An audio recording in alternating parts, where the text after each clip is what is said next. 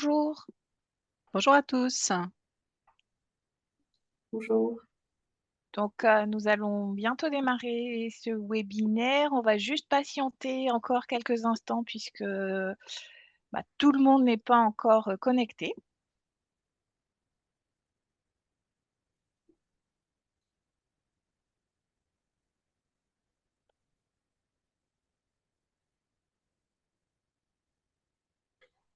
Bonjour à tous. Pour information, vos micros et caméras sont coupés.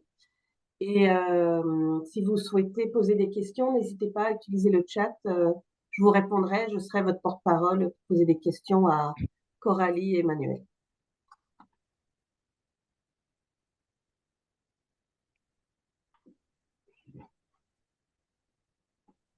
On se laisse encore peut-être une petite minute? Oui, on a 41, quand on sera à peu près à 50, on pourra y aller. D'accord. Ça rentre, ça rentre.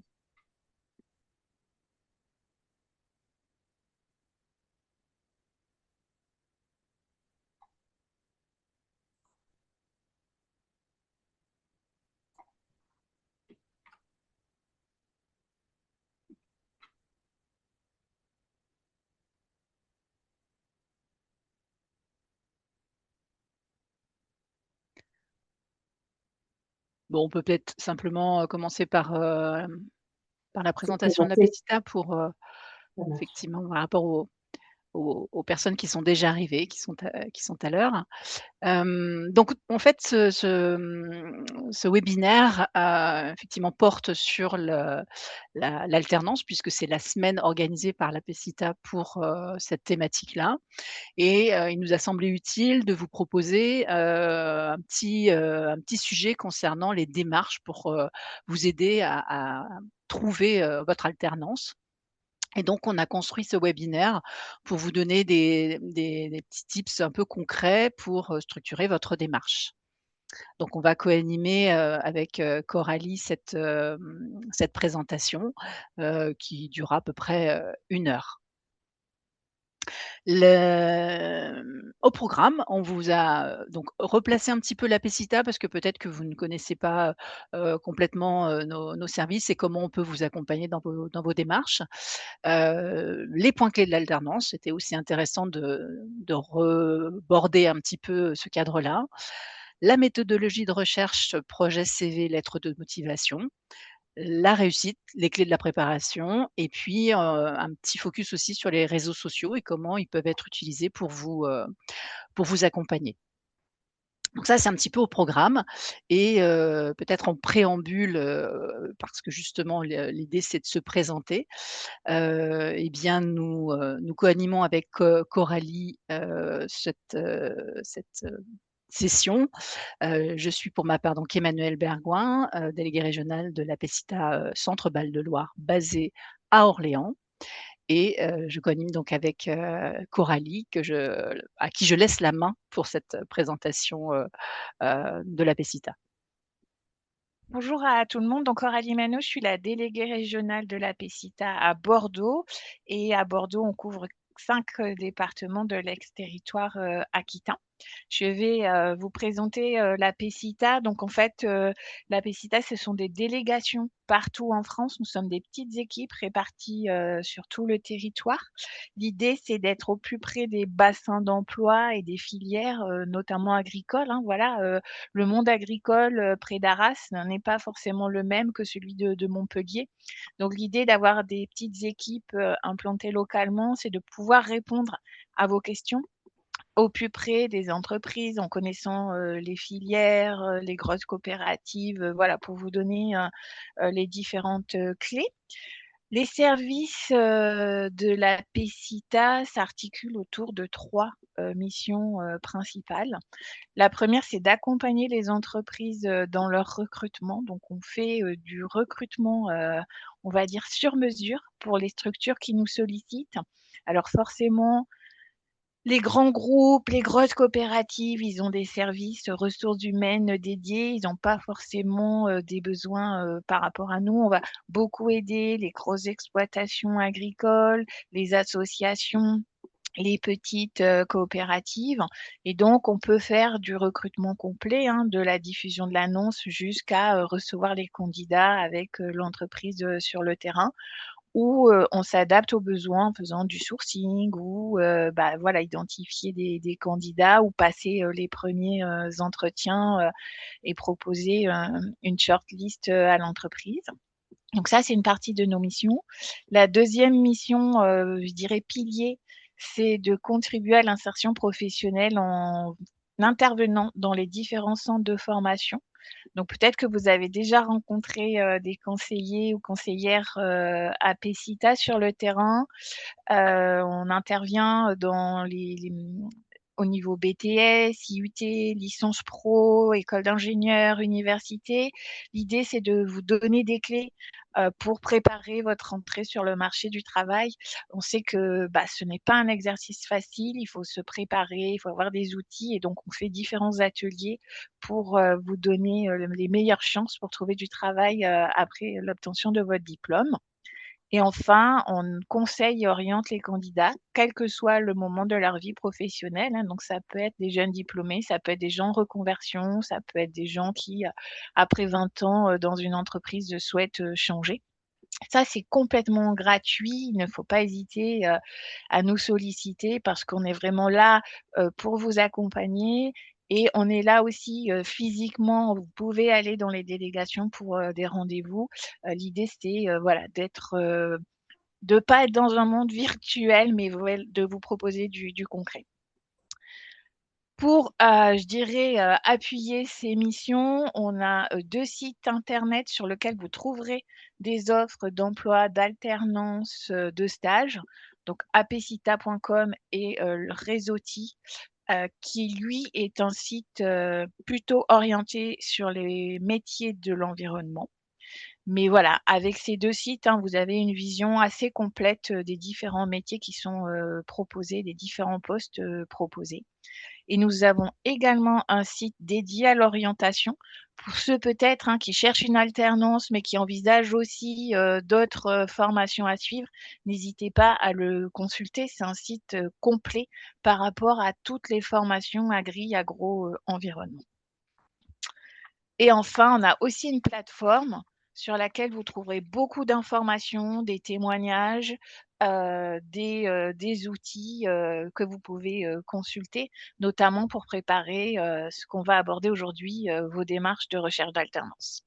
Je vais laisser la main à Emmanuel pour vous présenter, bah, l'alternance finalement, ça veut dire quoi?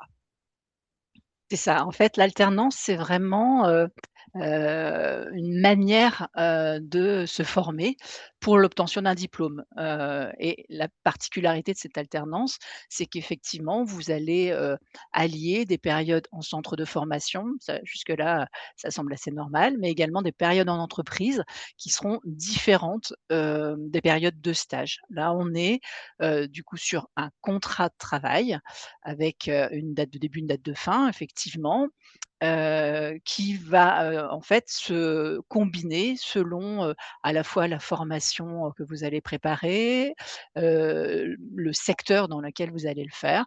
Ça peut être parfois un rythme de 15 jours dans un établissement de formation, 15 jours, dans l'entreprise. Parfois, ça peut être un peu différent, ça dépend ce que vous allez préparer, mais c'est vraiment un contrat de travail avec donc 3 structures, enfin 3 protagonistes, je dirais, qui est effectivement l'alternant, vous peut-être, l'entreprise dans laquelle vous allez réaliser votre alternance et le centre de formation qui va accompagner sur toute la partie, apprentissage, théorique de la formation. Et quand on parle d'alternance, j'utilise effectivement ce mot de manière,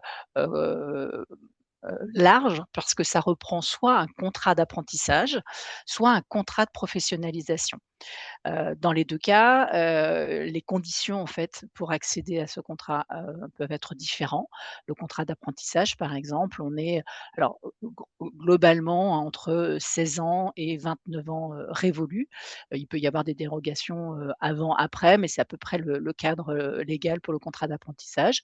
Le contrat de professionnalisation a des conditions un petit peu différentes puisqu'on peut faire un contrat de professionnalisation sur une durée de temps d'âge beaucoup plus large.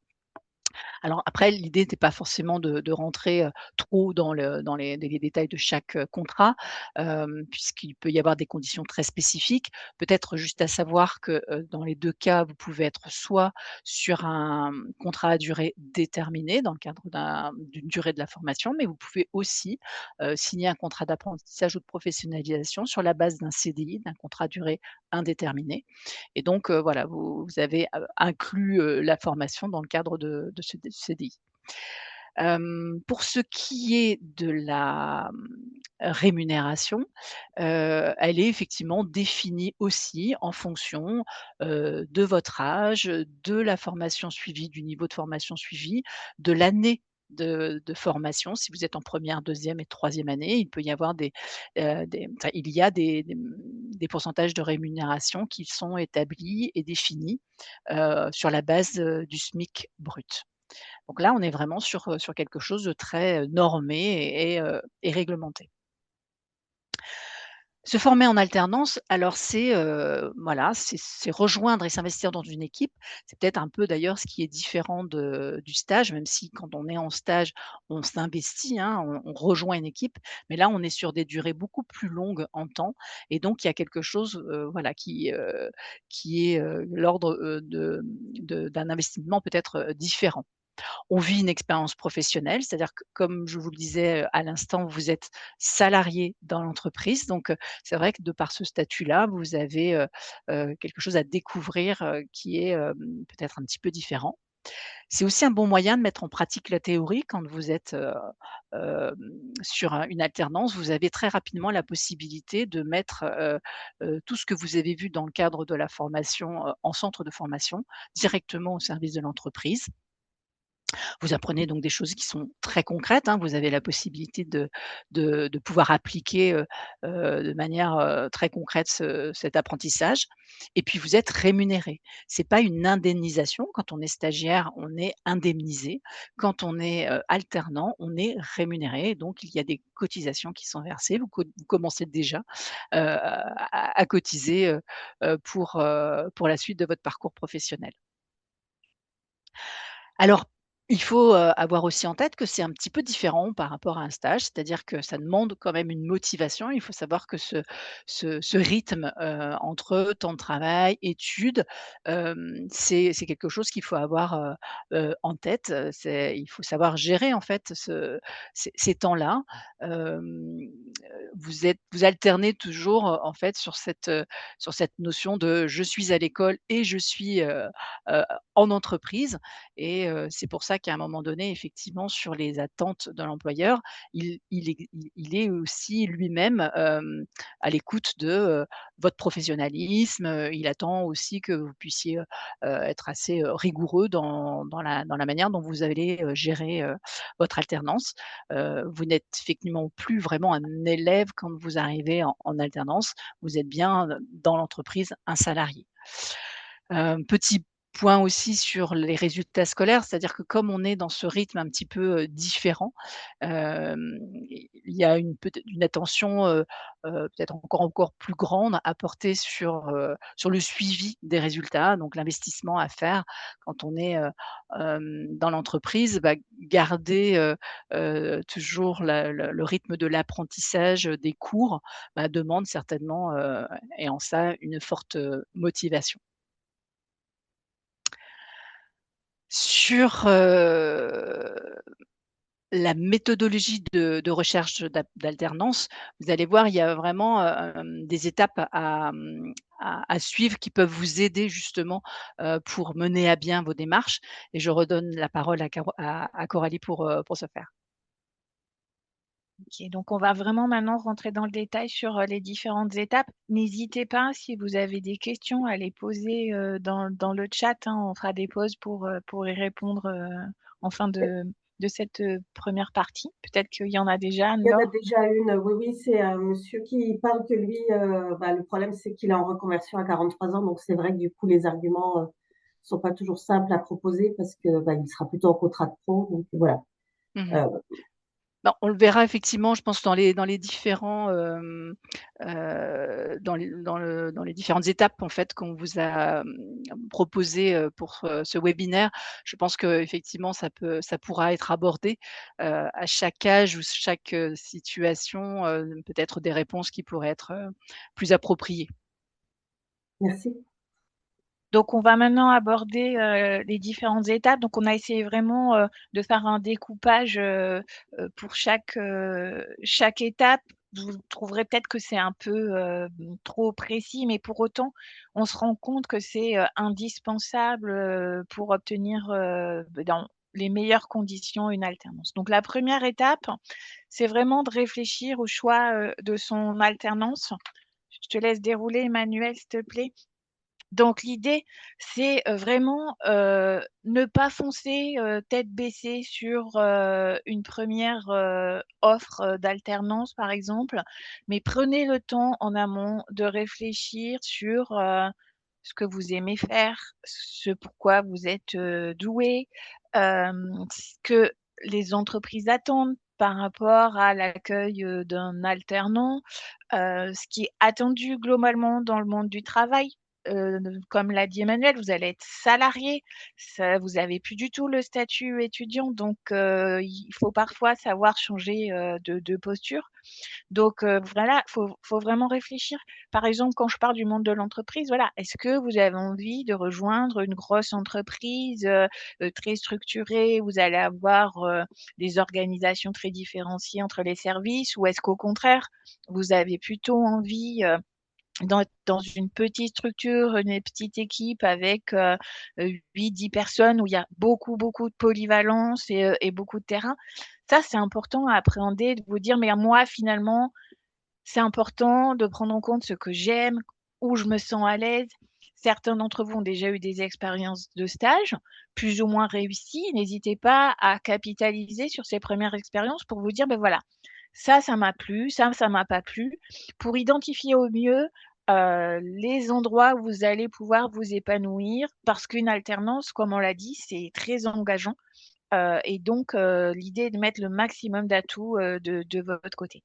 Ne N'occultez pas cette première étape, parce que c'est vrai que, c'est parfois compliqué de trouver son alternance, et l'idée quand même, c'est de trouver quelque chose qui vous correspond.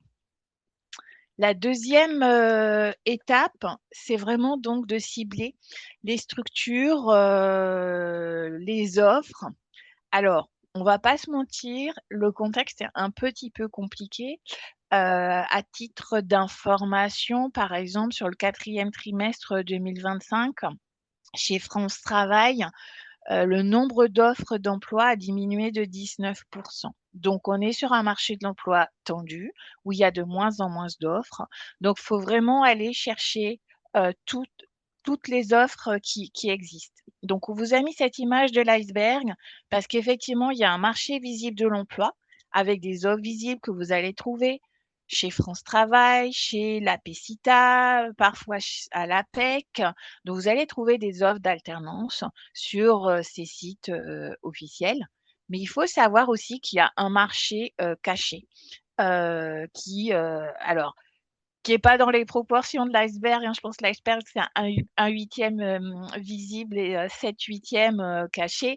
C'est pas forcément la même proportion sur le marché caché. Mais pour autant, ce marché caché est important.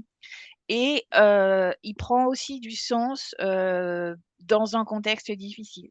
Par exemple, nous, on travaille, en Aquitaine, ex-Aquitaine, avec une grosse coopérative qui évolue aujourd'hui dans un contexte en beaucoup de lisibilité, qui nous a dit: «Pour cette année, on va pas diffuser d'offres d'alternance. Par contre, si on reçoit des candidats qui nous semblent vraiment pertinents, qui ont un projet, on étudiera les candidatures». Donc ça veut dire que cette coopérative ne va pas diffuser d'offres, mais pour autant, il se peut qu'elle intègre dans ses effectifs quelques alternants. Donc ensuite, vous avez vraiment différentes pistes pour trouver votre contrat d'alternance. Déjà, il y a le centre de formation que vous visez. Donc n'hésitez pas à les solliciter, hein. Ils ont souvent un réseau d'entreprises avec lesquelles ils ont l'habitude de travailler. Et ensuite, vous avez aussi tout un écosystème. Donc vous avez les réseaux professionnels et personnels. Souvent, on oublie, hein, de mobiliser son réseau personnel, hein. Alors, n'hésitez pas, souvent vous appelez ça, du piston, mais ça peut être aussi, hein, savoir, utiliser, ses contacts, ses voisins, les membres d'une association avec lesquels vous êtes impliqués. Il faut vraiment mettre toutes les chances, de votre côté. N'hésitez pas à parler de votre projet, même, je dirais, le week-end, ou dans des situations où vous n'êtes pas forcément en posture «je cherche une alternance». Et ensuite, effectivement, il y a, internet, les salons, les candidatures spontanées, la prospection directe, hein. Vous pouvez, vous présenter dans certaines entreprises, qui, reçoivent, les candidatures directement et puis évidemment, bien identifier toutes les offres, lisibles qui font partie, du marché, de l'emploi. Donc ça, c'est, la partie amont où vous avez bien identifié, les structures et ensuite, avant de déposer votre candidature, renseignez-vous. C'est vraiment important, d'avoir des informations pour être sûr que vous, l'entreprise ou la structure que vous identifiez, elle correspond à votre projet. Par exemple, si vous intégrez une formation très spécifique, il faut être sûr que les missions qui vous seront confiées seront en adéquation avec l'attendu pédagogique. Alors, je vais caricaturer, mais si vous devez faire le café pendant 1 an, alors qu'on attend de vous l'acquisition de compétences techniques très fortes sur le terrain, bah, ça va pas correspondre. Donc, il faut vraiment que vous puissiez vous renseigner sur l'entreprise, si déjà elle est en mesure de vous proposer une alternance, qui correspond à votre formation et puis aussi globalement, voilà, est-ce que vous êtes en adéquation avec, ses valeurs, son mode de fonctionnement? Est-ce que, voilà, elle a, des besoins? Comment vous allez pouvoir être percutant, sur, votre, candidature? C'est vraiment important et puis aussi, trouver des contacts qui vont, vous permettre, de créer du lien très rapidement. L'étape suivante, c'est quand vous découvrez, une offre, c'est vraiment, de pas répondre, de façon, standard, mais vraiment de vous projeter sur, la mission, proposée. Donc là, je me suis, plutôt f j'ai plutôt, fait le focus, hein, sur la deuxième partie de la diapo, hein, sur l'annonce diffusée. Je reviendrai, ensuite sur la candidature spontanée. C'est vrai que souvent vous vous dites: «Oh c'est une annonce, allez j'envoie ma lettre, de motivation standard et puis, ça ira». Essayez quand même d'identifier les points clés qui sont mis en avant dans cette annonce. Souvent ce n'est pas le fruit du hasard. L'entreprise, elle met en avant les points clés qui sont majeurs pour elle et donc faut vraiment essayer, d'y répondre. Donc ça c'est vraiment, incontournable. Par exemple, s'il y a besoin, de maîtriser un outil spécifique, n'hésitez pas à le mentionner, à la fois dans votre CV et dans vos lettres de motivation pour rassurer l'entreprise sur les compétences que vous pourrez, qu'elle pourra mettre, à profit. En ce qui concerne la candidature spontanée, c'est un peu plus compliqué parce que souvent, vous êtes, en cours avec des matières sans vraiment, vous projeter sur les métiers, qui peuvent être en corrélation avec ces matières. Mais profitez, des projets tutorés ou des liens que vous avez eus avec les entreprises pour proposer votre propre offre de service, d'alternance en disant: «Bah, voilà, je peux vous proposer, de mettre en place, une démarche d'optimisation de la production, dans votre structure ou, une démarche d'expérimentation parce que, j'ai fait un test, au sein de mon école». C'est vraiment important que vous ne restiez pas sur la partie académique, mais que vous soyez déjà dans: «Qu'est-ce que je peux vous proposer?» On va maintenant passer à votre outil, votre ambassadeur, hein, c'est votre CV. Souvent, on fait de suite le focus sur le CV avant de faire toutes ces étapes. Alors il est primordial, c'est un outil compliqué à construire. Vous allez parfois y passer beaucoup de temps. C'est important qu'il vous ressemble et que vous en soyez fiers parce que c'est vrai que, c'est la première image que l'employeur va avoir de vous. Donc, on a fait un focus rapide sur les différentes rubriques préconisées pour un CV. Après, effectivement, à vous, hein, de choisir parmi ces rubriques, mais c'est quand même important de rassurer votre futur employeur sur ce que vous pouvez amener et sur votre parcours. Donc, n'hésitez pas à mettre un titre à votre CV et même ce qu'on appelle un teasing, c'est-à-dire que là, si vous êtes en recherche d'alternance, vous pouvez mettre un titre, je ne sais pas si vous êtes un technicien grande culture, de mettre dessous que, voilà, vous avez un projet pour poursuivre votre formation en alternance et n'hésitez pas à mettre voilà, ce qui vous fait vibrer pour poursuivre cette formation. Il est vraiment indispensable que vos coordonnées soient vraiment lisibles. Alors vous allez vous dire: «C'est évident». Eh ben, j'ai encore reçu un CV hier. En fait, la personne, elle a pas mis son numéro de téléphone ni son mail sur son CV. Elle l'a déposé sur notre site, hein, où elle a un compte, donc forcément on peut retrouver, ses coordonnées, mais sur son CV, il y a pas ses coordonnées, et n'oubliez pas aussi que ces coordonnées, elles doivent être facilement accessibles. On ne doit pas se poser de questions. Par exemple, récemment, j'ai eu, le numéro de téléphone qui est écrit en tout petit, en format, police 6 en bas à gauche et au début, je ne l'avais pas vu. Donc dites-vous que voilà, ce qu'on doit voir vraiment très rapidement, c'est votre nom, votre prénom, votre numéro de téléphone, votre mail. Si les gens ont envie de vous recontacter, il ne faut pas qu'ils cherchent, voilà, votre contact. Je vois qu'il y a une question sur le chat, du coup, je vais y répondre.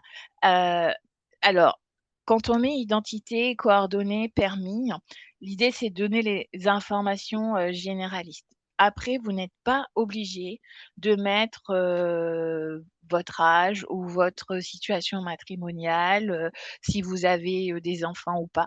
Là, c'est vraiment, à vous de voir si, vous souhaitez, le mentionner. En tout cas, par exemple, vous pouvez mettre votre âge, si vous estimez que c'est important, mais par contre, ne mettez pas, votre date de naissance. La date de naissance, c'est une donnée personnelle, ça fait partie des critères discriminants. On n'est pas, on ne doit pas vous poser cette question-là, par exemple, en entretien, parce que, voilà, ça, dans un cadre de recrutement, ce n'est pas adapté. Alors je vais caricaturer, il y a longtemps, hein, mais il y a une période, il y avait des recruteurs qui aimaient bien faire, l'astrologie. Alors, vous étiez, Taureau, de suite on se dit: «Ah non, non, alors lui il est Taureau, j'en ai déjà 2 dans mon équipe, ils vont foncer sans réfléchir, ça va pas m'aller». Non, l'idée c'est d'éviter tous les biais que peuvent avoir les recruteurs dans votre CV. Soyez factuels et donner les informations indispensables. Par exemple, permis, c'est vraiment important parce que c'est une des inquiétudes, notamment pour l'alternance, pour connaître votre mobilité, votre capacité à venir travailler tous les matins, surtout quand on est dans des zones rurales, hein, avec très peu de transports en commun. Et n'hésitez pas aussi à mettre si vous êtes véhiculé. Donc n'hésitez pas à mettre permis B plus véhicule si c'est votre cas. Ensuite, par rapport à la photo, là aussi, c'est à votre, libre arbitre. C'est vrai que quand on a, une photo, ça incarne davantage, le CV. ça personnalise. Quand on va rencontrer plusieurs personnes, et ben, on sait, voilà, qui on va avoir. Si on rencontre, plusieurs candidats sur une même journée, bah, en fin de journée, avec la photo, on se dit: «Ah oui, ça me rappelle le candidat qu'on a vu à tel moment». Mais c'est pas indispensable et si vous, ça vous met mal à l'aise, on va pas exclure votre CV, parce qu'il n'y a pas de photo. Mais ça peut être un atout, pour autant. Ensuite, donc effectivement, on vous invite à faire plusieurs rubriques. Une rubrique expérience, et une rubrique, formation diplôme. Soyez assez clairs sur ces 2 rubriques, hein, qui sont, je dirais le socle, de votre, CV. Des expériences, parfois vous n'en avez pas, beaucoup, mais n'hésitez pas à valoriser les expériences que vous avez eues sur des jobs, d'été, par exemple. Moi, par exemple, j'ai connu un recruteur qui, pour, intégrer, des, ingénieurs en alternance, prenait, des gens qui avaient travaillé chez McDo. Alors c'était il y a quelques années, hein, mais son critère, lui, c'était, non, mais s'il a travaillé à McDo, il a intégré les règles d'hygiène, de sécurité, la flexibilité des horaires, je sais qu'il va, comprendre, l'attendu de mon entreprise. Donc ça peut être des plus-values et ça peut être aussi des missions que vous avez eues dans des associations sportives, par exemple. Quand vous encadrez, par exemple, une équipe de jeunes, sur des sports collectifs, bah, ça veut dire que vous avez des capacités à la communication, au management, donc n'hésitez pas à valoriser, ces expériences. Sur les formations diplômes, soyez très clairs aussi, attention aux acronymes, hein. On aime bien faire, plein d'acronymes en France, mais soyez, rassurants pour, l'employeur. Tout le monde, connaît pas, toutes les formations, surtout si vous postulez, sur des régions éloignées de votre centre de formation. Et puis, ça a beaucoup évolué, hein. Vous voyez, le BUT est passé de 2 à 3 ans. Il y a la mise en place des bachelors. Donc c'est aussi compliqué pour l'employeur de décrypter les différents, formations. Il faut vraiment, lui faciliter, la tâche. Donc n'hésitez pas à détailler aussi, les formations, ce qu'il y a dedans, ce que vous pouvez, mettre en place. L'idée, c'est qu'à partir de la formation, on puisse imaginer toutes les missions que vous allez pouvoir réaliser en entreprise. Ensuite, on a mis 2 rubriques, supplémentaires, centre d'intérêt, langue, logiciel. Donc langue logicielle, c'est important pour montrer aussi que vous êtes, un professionnel, que vous maîtrisez, certains outils, que vous avez manipulés, que vous êtes en capacité, voilà, d'utiliser, certains outils. Langue, ça peut parfois être demandé sur certaines, offres, d'alternance. Et enfin les centres d'intérêt, heu, alors vous allez voir dans votre vie professionnelle, les gens qui, vont vous rencontrer en entretien sont pas tous, hein, des professionnels du recrutement. Ça est parfois vos supérieurs hiérarchiques directs qui sont dans la production, qui sont dans l'expérimentation, qui sont, dans la R&D.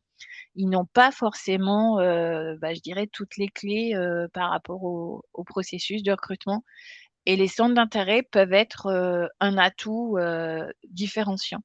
Donc, si vous avez envie de les mettre, essayez d'être le plus précis possible. Ça doit révéler votre personnalité, donc évitez, hein, le musique, sport, qui finalement veulent rien dire.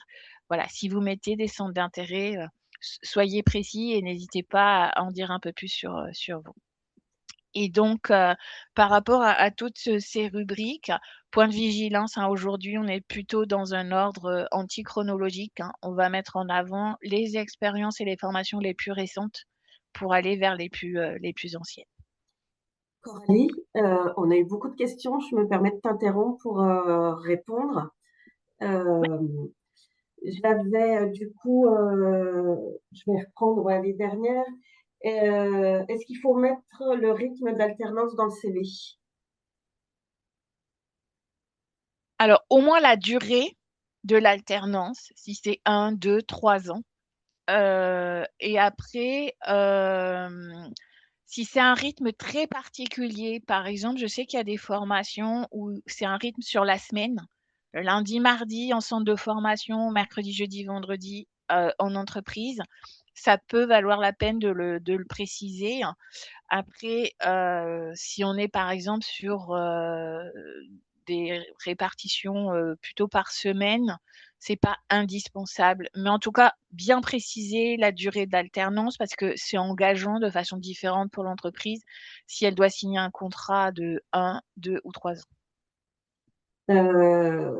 Le CV pour une recherche d'alternance, on met plus en avant les expériences professionnelles ou la formation en cours? Alors, c'est toujours, difficile de répondre, hein, parce que chaque, cas va être différent. Je pense que si vous avez des expériences, suffisantes, n'hésitez pas à valoriser, les expériences et surtout si elles sont en lien avec votre projet d'alternance, n'hésitez pas à les mettre davantage en valeur que les formations. Est-ce qu'il faut mettre toutes les expériences d'agent de production pour une recherche d'un poste dans l'administratif? Non, c'est peut-être pas la peine et d'ailleurs on peut passer peut-être à la diapo suivante qui va peut-être éclairer, les réponses, aux questions qui ont été posées.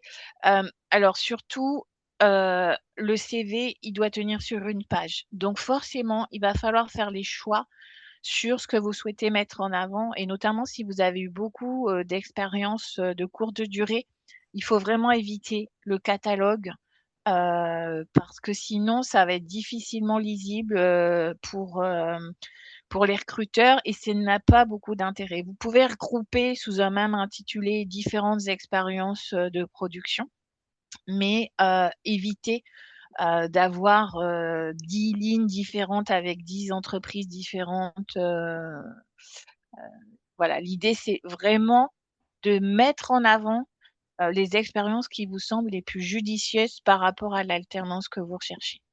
Donc c'est important, si vous avez eu des expériences professionnelles, de montrer que vous maîtrisez les codes du travail de l'entreprise, du travail en équipe, mais il faut faire des choix. C'est difficile, je sais que voilà, on est parfois frustré parce qu'on a eu de belles expériences, mais à un moment donné, vous ne pourrez pas tout mettre.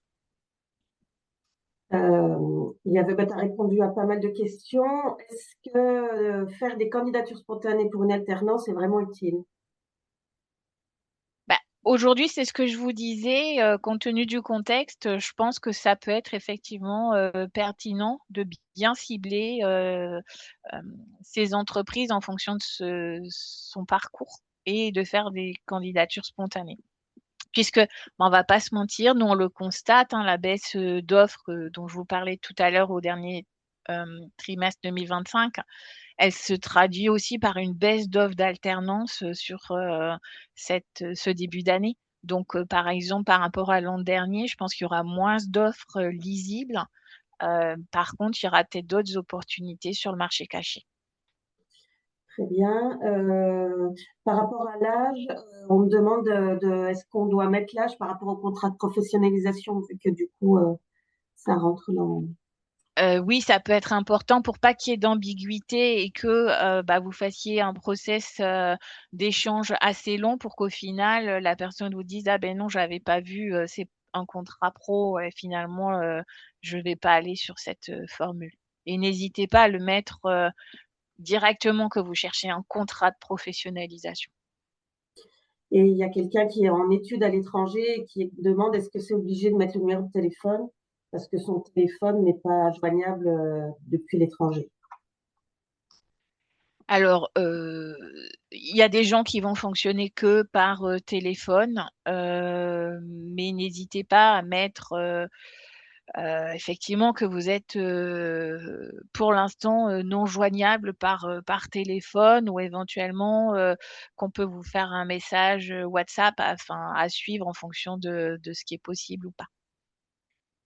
Il m'en reste plus que deux. Bonjour, peut-on demander de faire un entretien en visioconférence dans le cadre d'un entretien avec une entreprise étant hors territoire?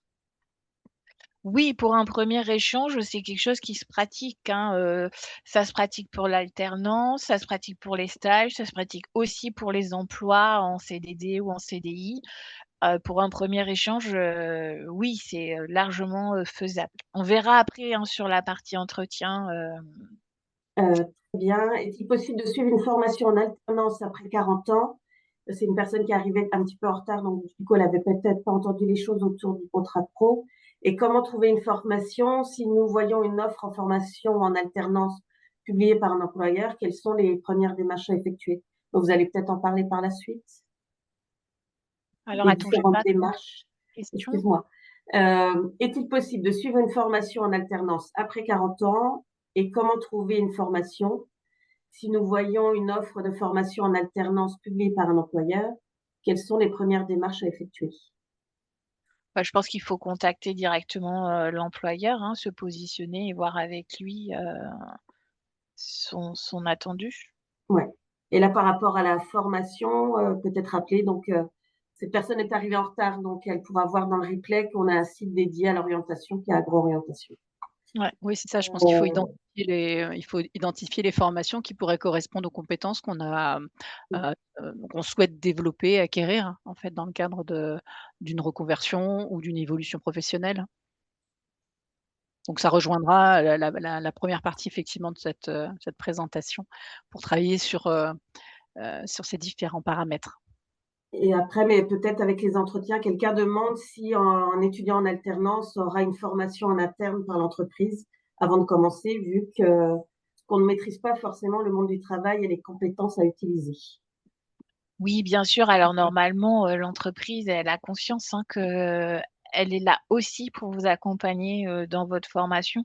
Donc il y a souvent des parcours, dans un premier temps, d'intégration à l'entreprise avant d'aller, sur les missions, les compétences, d'intégration au fonctionnement de l'entreprise, ne serait-ce que respecter, hein, les consignes d'hygiène, de sécurité, la découverte des différents services. Et souvent, vous avez donc un maître de stage, hein, qui est là, c'est un peu la personne à qui vous pouvez tout demander, qui doit, vous accompagner au quotidien. Et il y a normalement une montée, en puissance, ben, tout au long de la durée de votre contrat. Voilà, on sait qu'on peut pas, vous demander à l'instant T au départ, bah, d'être opérationnel, sur tous les sujets. Vous êtes en formation. Il y a peut-être des sujets que vous n'allez voir en centre de formation qu'en fin de parcours. Donc il est important effectivement, de bien échanger dès le début, mais normalement la majorité des entreprises a bien conscience, de ça. On va peut-être avancer un petit peu Oui, parce ce que je que vois j'allais que le dire. temps Le passe. temps Ouais. passe, ouais. Mmh. Donc là, on avait juste un petit focus, par rapport, au fait d'éviter la corbeille. Donc attention, surtout évitez, les mensonges sur votre CV. Soyez transparent, soyez, cohérent. Si vous mettez une photo, bah, on mettez une photo, qui vous ressemble, qui est récente, qui a pas été faite, bah, dans un contexte hors professionnel. Voilà, c'est vraiment important qu'on puisse se projeter et se dire: «Tiens, bah, j ça va être mon futur collègue, je vais être avec lui dans mon bureau, peut-être 8 heures par jour pendant, plusieurs semaines, voire plusieurs années». Donc ça doit vraiment, coller à qui vous êtes. Je vais laisser la parole à Emmanuel pour la suite, hein, du processus. Oui, parce qu'effectivement la lettre enfin le CV reste une première étape, indispensable, Coralie l'a bien précisé, il y a un gros travail à effectuer sur la rédaction de son CV pour qu'il soit le plus juste possible par rapport à votre souhait professionnel et aux objectifs que vous voulez, atteindre et donc on y adjoint à ce CV une lettre de motivation. Alors, l'exercice peut ou pas, se perdre, mais je le vois moi plutôt comme un outil qui peut vous aider, finalement à, préciser un petit peu, votre volonté de poursuite effectivement sur cette alternance. Ça peut vous donner aussi la possibilité de, mieux vous faire connaître, en fait, auprès de l'entreprise. Quand une entreprise recrute, elle a à cœur, en fait, de choisir une personne qui aura envie de travailler, chez elle parce que c'est voilà, important de sentir que, on n'est pas là par hasard et la lettre de motivation, est, vraiment l'outil qui permet, en fait, de donner, cette transparence-là dans la démarche. Et donc, son objectif ultime à la lettre de motivation, c'est bien d'obtenir un entretien. Et donc, il va falloir, dans cette, préparation, réflexion à apporter, c'est de réfléchir sur pourquoi cette formation, en quoi cette formation effectivement est importante pour vous, pourquoi également cette entreprise, pourquoi vous avez, choisi, de solliciter cette entreprise-là pour, faire votre alternance. Et aussi, de réfléchir et de pouvoir peut-être exprimer, heu, le choix de l'alternance en comparaison avec la formation initiale. Qu'est-ce que vous venez chercher? Qu'est-ce qui vous intéresse finalement sur cette, formation, en alternance? Hem, Qu'est-ce qui a motivé finalement votre choix? Et puis réfléchir aussi encore une fois à vos envies, vos compétences, vos qualités.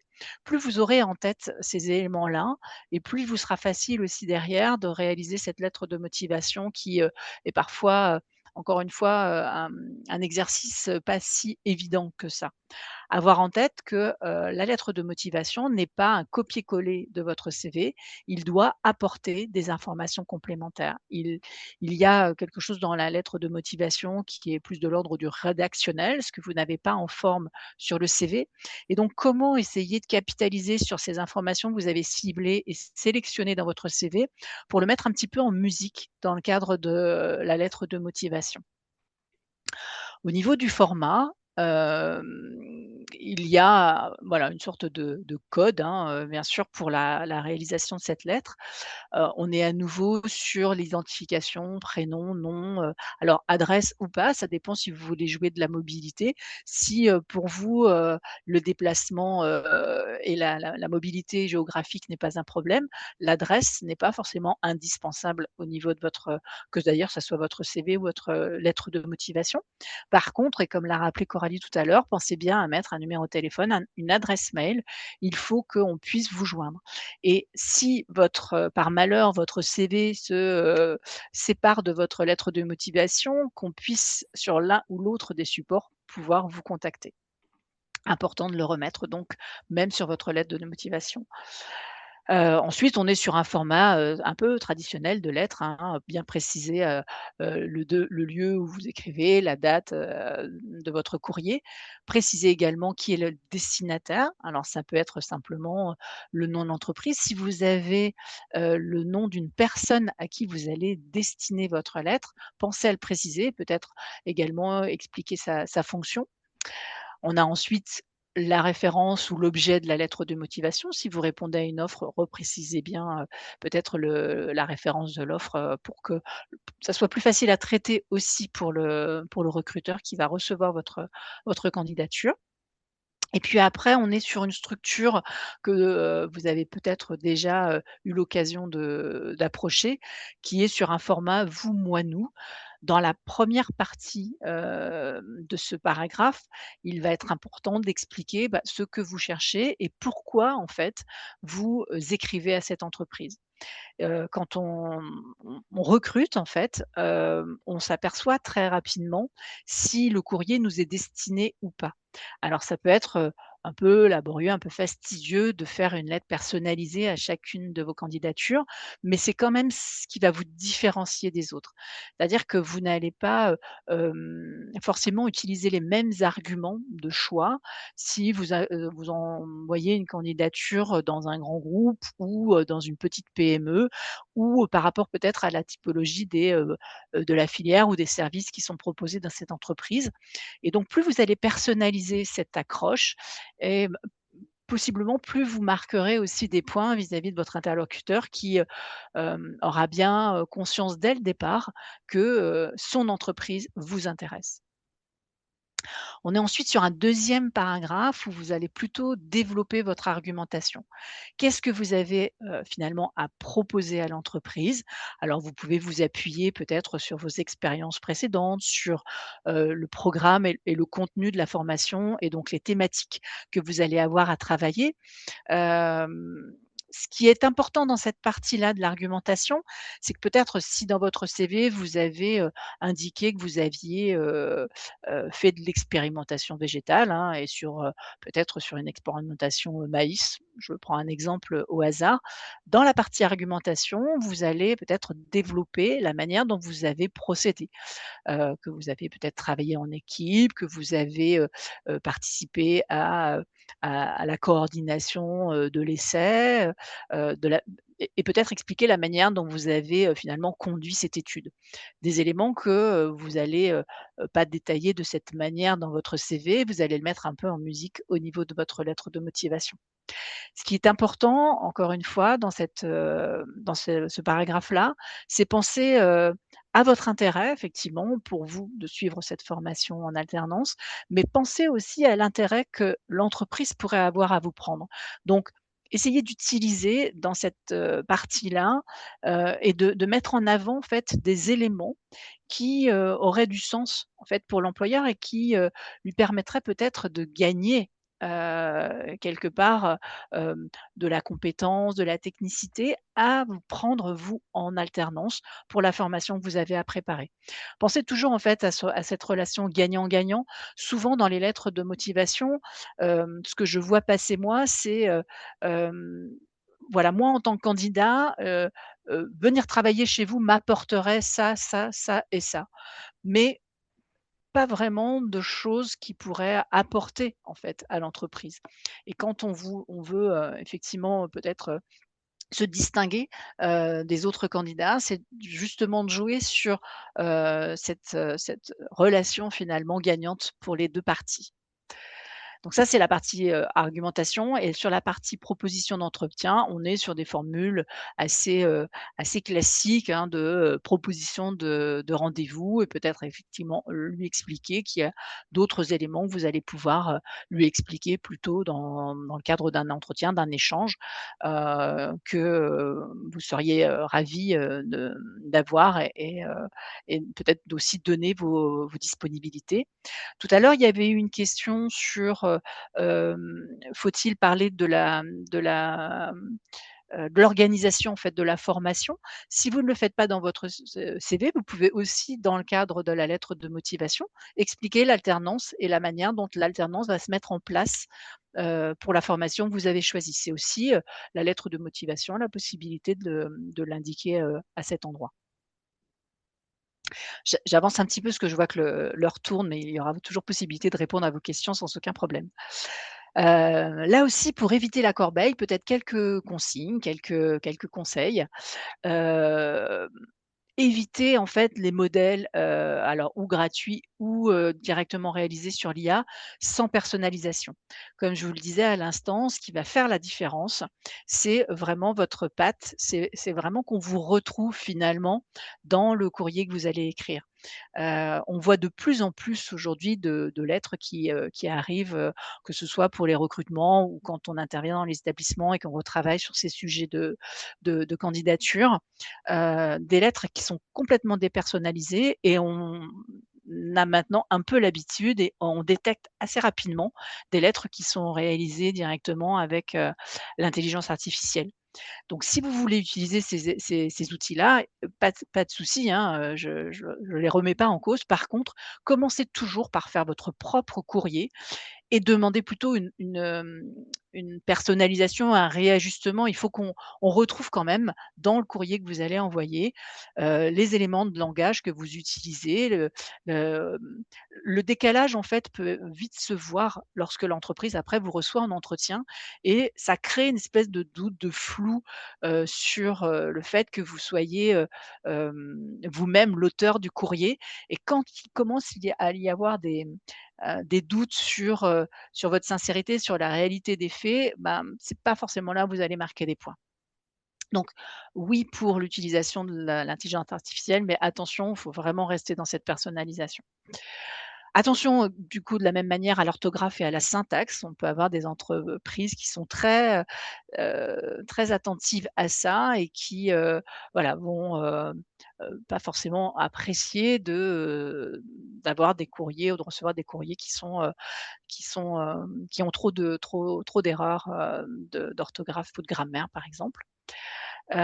Personnaliser sa lettre, je vous en ai parlé, hein, le destinataire, le contenu, il faut, vraiment s'adresser à la structure.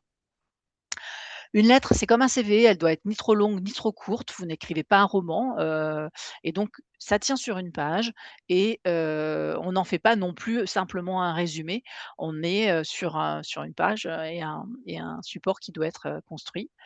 Et puis on n'utilise pas la forme négative dans une lettre de motivation. On va pas, aller mettre, en avant ce qu'on ne sait pas bien faire ou ce qu'on ne sait pas faire. On va plutôt, utiliser une forme positive et on va mettre en avant nos atouts. Je prends parfois pour exemple, quelqu'un qui irait, acheter, une paire de baskets, par exemple, dans un magasin. Si le vendeur vous met en avant que les points négatifs de son produit, il y a quand même peu de chances que vous ayez envie de l'acheter. Par contre, s'il vous parle de son produit, sur des propositions plus positives, ça va avoir forcément un impact sur votre envie, votre volonté d'aller plus loin et peut-être de contractualiser la vente. C'est la même chose quand on est, sur une démarche de candidature et de recherche, d'emploi. Alors ensuite, une fois qu'on a envoyé ces 2 documents, son CV, sa lettre de candidature, il y a, plusieurs moyens en fait de la transmettre. Alors soit vous avez, directement rencontré, l'employeur, vous êtes allé le voir, vous avez, eu l'occasion d'échanger sur un salon ou ou peut-être dans le cadre de votre réseau et donc là, on peut remettre effectivement de la main à la main. Si vous le faites par candidature par mail, il y a quelques règles en fait à utiliser. La première, c'est d'utiliser une adresse mail sérieuse. On est, sur un format professionnel et donc on va, si on n'en a pas, créer une adresse, avec, nom, prénom, arobase, une déclinaison de support. Mais voilà, on essaye vraiment d'être sur ce côté, voilà, professionnel. Deuxième conseil, on nomme clairement la pièce jointe. C'est-à-dire que, pour que ça soit plus facile encore une fois pour votre interlocuteur, pensez à, voilà, nommer vos documents de manière claire où on va retrouver, l'objet en fait de votre document, alors qui sera mis en PDF, hein, comme ça il n'y a pas de possibilité que votre format soit modifié ou que, ça ne soit pas possible d'être lu par votre interlocuteur. Mais voilà, CV Claire Durand ou, lettre de motivation Claire Durand, de façon à ce que ça soit plus facile pour le destinataire. On ne fait pas de copier-coller de la lettre de motivation dans le corps de mail. Si vous envoyez, votre lettre par mail, vous pouvez effectivement, dans le cadre du corps de mail, mettre une petite phrase d'accroche en disant: «Bah, voilà, très intéressé par votre proposition d'offre en alternance, vous trouvez ci-joint ma candidature», mais vous ne copiez pas, en fait, ce que vous avez déjà écrit, que la personne va lire dans la pièce jointe. On n'est, pas trop long dans cette présentation, de mail et puis comme pour une lettre de motivation ou un CV, on soigne la mise en forme. C'est le premier regard que l'entreprise va porter, sur vous et donc tout ce que vous allez effectivement faire en ce sens devra être soigné. Et puis une fois qu'on a, envoyé sa candidature, ça y est, les choses sont lancées, sont engagées. Eh bien, il va être important de, suivre, sa candidature. Il y a plusieurs, raisons, à ça et on le verra. Mais, pour pouvoir ce faire, il est important de conserver des choses. Le support de diffusion de l'annonce, par exemple, à quel endroit, si vous répondez à une annonce, vous avez vu l'annonce, à quelle date cette, annonce a été, diffusée. Pensez bien à garder également le texte de l'annonce sur les sites internet, que ce soit le nôtre ou sur les autres. L'annonce, en fait, ne va pas rester, sur un délai, très long. Ça peut être un mois en général, ça peut être moins, ça peut être plus et si vous ne conservez pas, en fait, le texte de l'annonce, vous pouvez très bien, du coup, perdre, finalement l'information qui va vous permettre de suivre votre candidature. Donc l'intitulé du poste, la date à laquelle vous avez candidaté, ça va être important pour suivre, et relancer, la réponse que vous avez fait à l'entreprise et sur quelle forme de relance. Alors vous allez me dire, ça peut être, voilà, un peu fastidieux, de faire tout ça, mais quand on fait 2 candidatures, globalement, on arrive à suivre et à se rappeler les démarches qu'on a entreprises et à qui on les a faites. Quand vous commencez à avoir plusieurs, candidatures en cours, il va être important effectivement, d'avoir ces éléments-là pour pouvoir, le suivre au mieux. Chacun après, les enregistrera, ces informations sur les supports qu'il le souhaite, soit Excel, soit Word, soit qu'importe, mais en tout cas, voilà, c'est des éléments qui peuvent vous être, utiles au fur et à mesure. Et donc quand on est dans la relance, il est important alors déjà, il est important de relancer, pour plusieurs, raisons, hein, quand on suit une candidature. Vérifier que l'entreprise a bien reçu votre candidature. Parfois, vous pouvez vous apercevoir que, l'entreprise n'a pas reçu, c'est arrivé dans ses spams, peut-être que l'adresse mail que vous avez utilisée est erronée, voilà, il peut y avoir, plusieurs, raisons qui font que finalement, votre candidature n'est pas, sur la boîte du bon interlocuteur. C'est aussi un moyen, quand on relance une candidature, de savoir quelle suite sera donnée à vos démarches. Est-ce que, oui ou non, voilà, il y a une possibilité pour vous d'aller plus loin dans l'étape de recrutement? Et puis c'est, je pense aussi, très important à avoir en tête, c'est que ça manifeste votre intérêt. C'est-à-dire que quand on suit ces candidatures, qu'on relance, auprès de l'entreprise, quelque part, vous montrez que vous n'êtes encore une fois pas là par hasard, que, c'est bien une démarche, qui est, vraiment, importante, et complètement assumée pour cette entreprise-là. Donc ça marquera toujours, la curiosité et l'intérêt de l'entreprise. Les délais pour relancer, environ 2 semaines après l'envoi de la candidature, si on répond à une annonce, à peu près, voilà, le temps de traitement de l'entreprise, qui a déposé une offre d'alternance. Si vous faites une candidature spontanée, ce délai peut être plus court, de 4 à 5 jours, parce que, voilà, c'est aussi un moyen de montrer, votre intérêt et pas attendre, finalement qu'il y ait trop de temps qui passe et que l'employeur, voilà, soit retrouvé avec plein d'autres, sujets qui vont venir, voilà, faire passer votre démarche, dans un lointain passé. Comment faire ces relances? Plusieurs moyens peuvent être utilisés. Par téléphone, certainement quelque chose qui, va être, très, efficace si vous essayez d'avoir le bon interlocuteur. Vous savez à qui vous répondez, même si vous tombez sur un standard, essayez de demander à parler à la personne en charge des ressources humaines ou, la personne qui est destinataire du courrier. Ça peut être le directeur de l'entreprise, ça peut être, le responsable, de service, par exemple. Ça, c'est tout le travail en amont que vous aurez fait, au lancement de votre démarche. Si vous ne pouvez pas avoir la personne au téléphone, à minima, faites une relance par mail. Ça montrera toujours votre intérêt et le fait, encore une fois, que vous ne soyez pas là par hasard.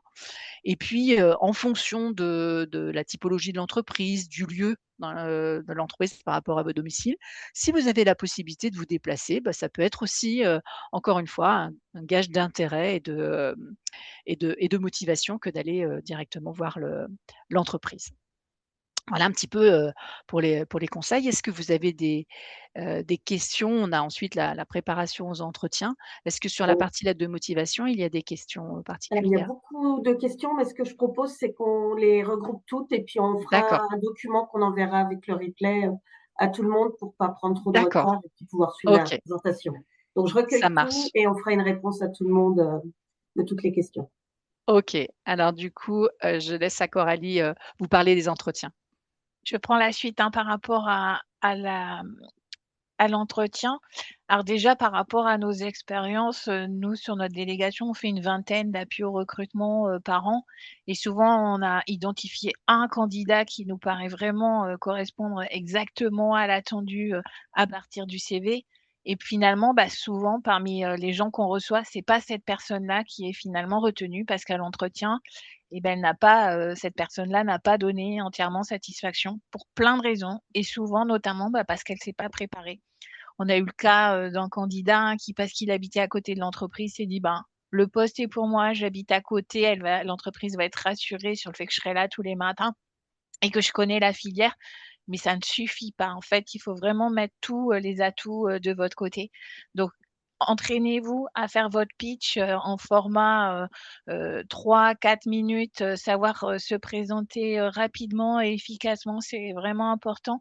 Et souvent, l'entreprise vous donne la main en début d'entretien pour vous mettre à l'aise. On vous demande de parler de vous. Après, a priori, c'est quelque chose de simple. Donc vraiment, voilà, vous devez vous dire: «Je garde mon énergie pour les questions qui vont être difficiles ensuite». Sur les choses évidentes, vous devez être en format, heu, automatisme. Alors, je vous demande pas d'être un robot, de réciter votre présentation, mais, vous devez savoir quels mots-clés vous devez mettre en avant, éviter, de vous perdre sur, si vous avez eu des comment dire? Un parcours avec, je sais pas, par exemple, 2 ans de médecine et après vous avez rebondi sur une autre formation. Ne vous perdez pas dans les détails. Allez à l'essentiel, sur votre pitch et surtout, par rapport à l'alternance, un des points d'inquiétude des entreprises, c'est votre capacité à gérer, la période en centre de formation et la période en entreprise. Les aspects logistiques, est-ce que vous avez envisagé, le logement? Est-ce que vous avez envisagé les transports?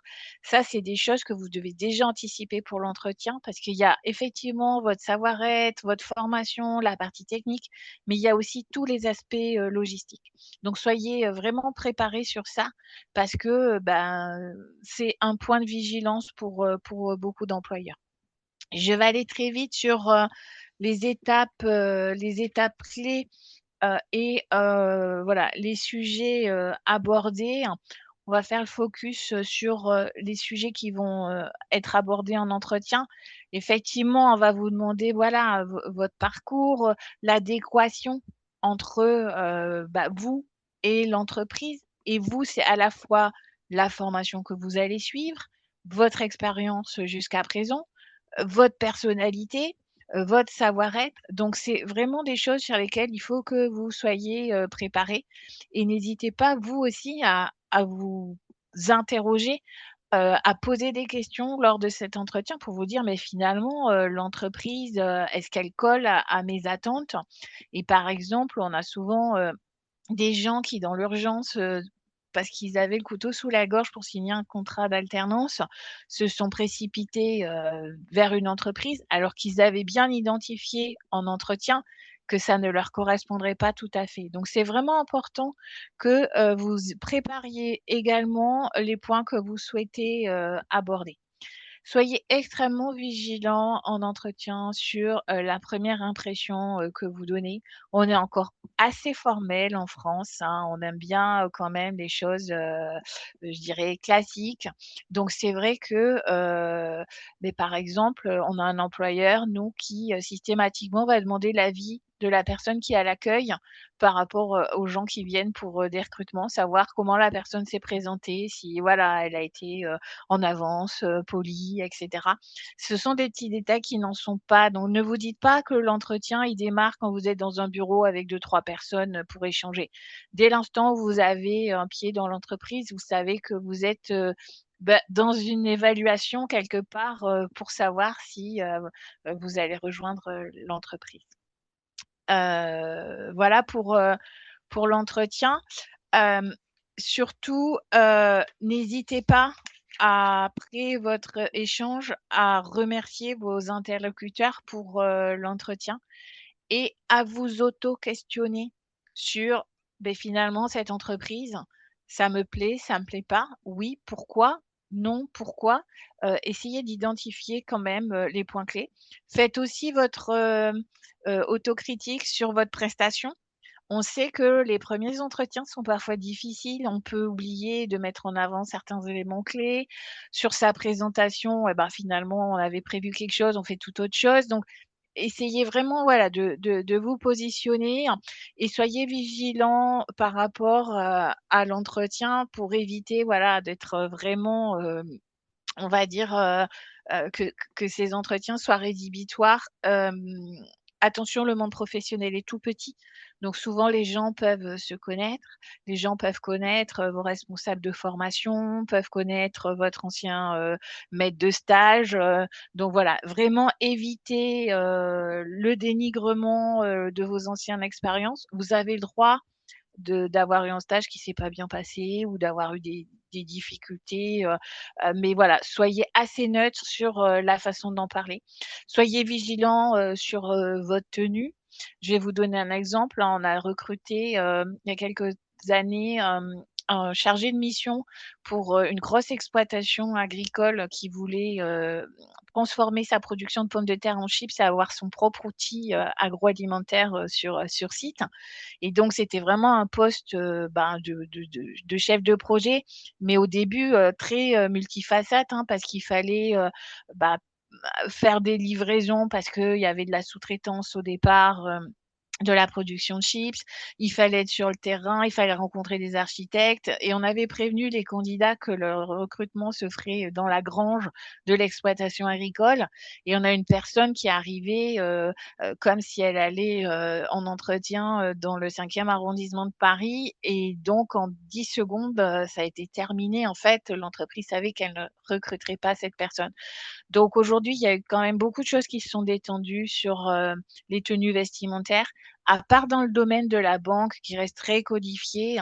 Surtout, voilà, soyez à l'aise quand vous allez en entretien. Alors effectivement, il faut une tenue propre, voilà, mais ne vous mettez pas de pression, sur ça. Voilà, il faut vraiment que vous aussi, vous soyez à l'aise et ne soyez pas trop en décalage effectivement avec, le poste, proposé. Je te laisse la parole, Emmanuel.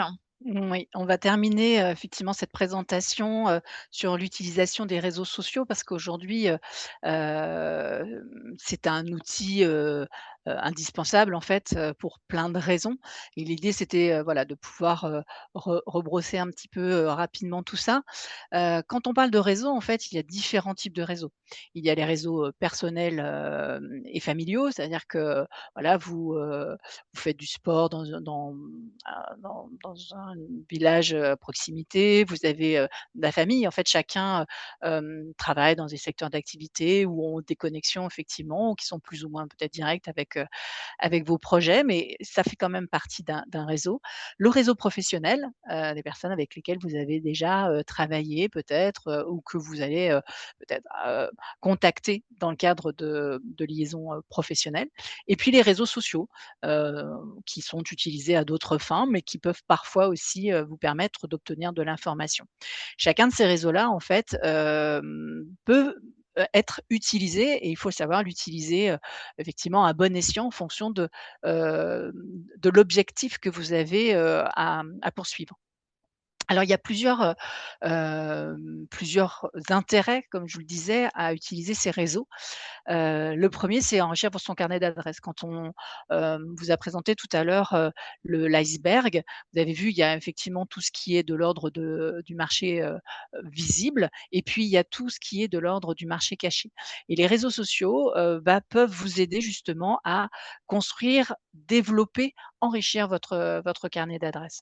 Surtout quand on démarre, on n'a pas forcément, encore beaucoup de connexions bien ces réseaux vont vous aider en fait à travailler en fait sur ces sujets-là.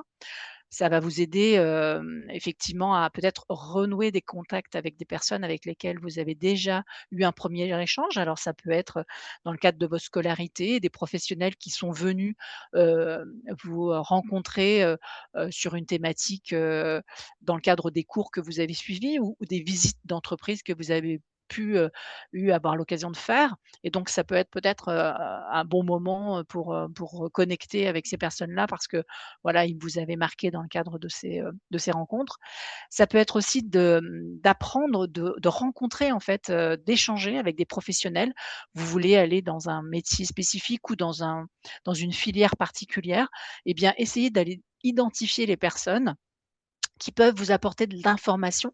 Donc de rentrer en contact avec ces professionnels-là, de façon à venir nourrir aussi votre connaissance, du sujet. parce que vous allez pouvoir, finalement avoir un lien, direct et recueillir une foule d'informations qui, vont vous aider à préparer votre CV, peut-être bien redéfinir, préciser votre projet professionnel, préparer vos entretiens. Vous allez, enrichir en fait vos connaissances, sur le projet que vous êtes en train de construire. S'informer sur les entreprises, en fait, sur les réseaux sociaux. Alors, on parle beaucoup de LinkedIn, hein, quand on parle de réseau social professionnel. Ça reste aujourd'hui, le réseau le plus, utilisé, hein, pour ces démarches-là. Il y a plein d'entreprises qui ont leur propre, compte, et donc vous allez, pouvoir, enrichir encore une fois votre connaissance, sur ces entreprises, les personnes qui y travaillent, les différents métiers qu'on peut identifier, leurs actualités. Est-ce qu'ils ont, développé des nouveaux services, des nouveaux produits? Est-ce qu'ils se sont agrandis? Est-ce qu'ils ont investi de nouvelles zones, géographiques? Enfin, tout ça va, être possible, directement sur ces réseaux. Vous pouvez également vous rendre visible. Là, on est plutôt, non pas sur la connaissance que vous allez pouvoir vous recueillir, de votre cible, entreprise ou poste, mais vous rendre visible. On a de plus en plus et à la Pecita aussi, de la recherche qui se fait sur des, profils et des compétences qu'on a identifiées sur les réseaux, professionnels. Quand on est, en recrutement, pour, différents postes, on va toujours aller faire un petit tour sur LinkedIn pour essayer d'identifier des personnes qui pourraient avoir des compétences, des profils, des expériences dans les secteurs visés. Et donc quand on a un compte LinkedIn qui est bien travaillé, dans lequel vous allez avoir, renseigné un certain nombre de choses sur votre profil, eh bien, c'est aussi par les effets de mots-clés, la possibilité pour les recruteurs ou les employeurs de vous identifier.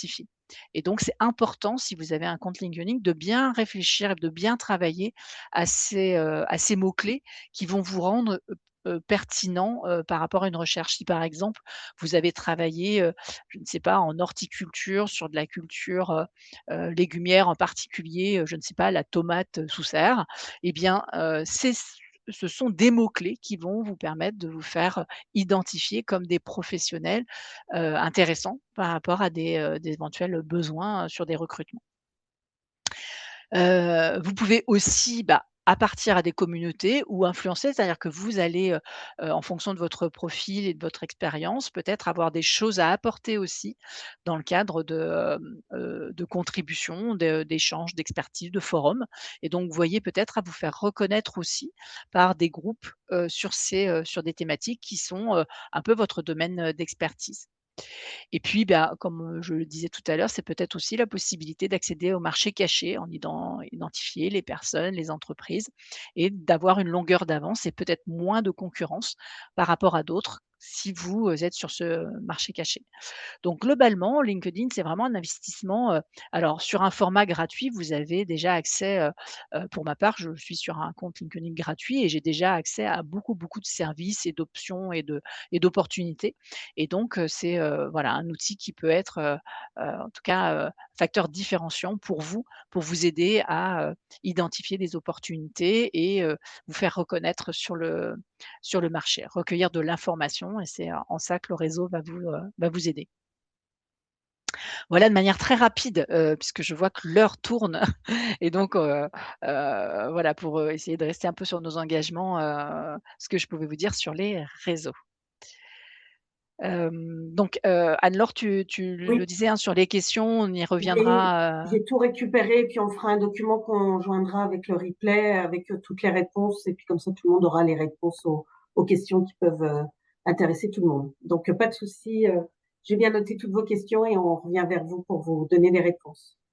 On d'accord. remettra peut-être également nos adresses, particulières à Emmanuel et à moi si vous Mmh. voulez revenir vers nous, pour, des questions précises. On est là, pour ça, n'hésitez pas et n'hésitez pas aussi, suivant vos régions, à aller solliciter, les délégations, à Pecita, près de chez vous.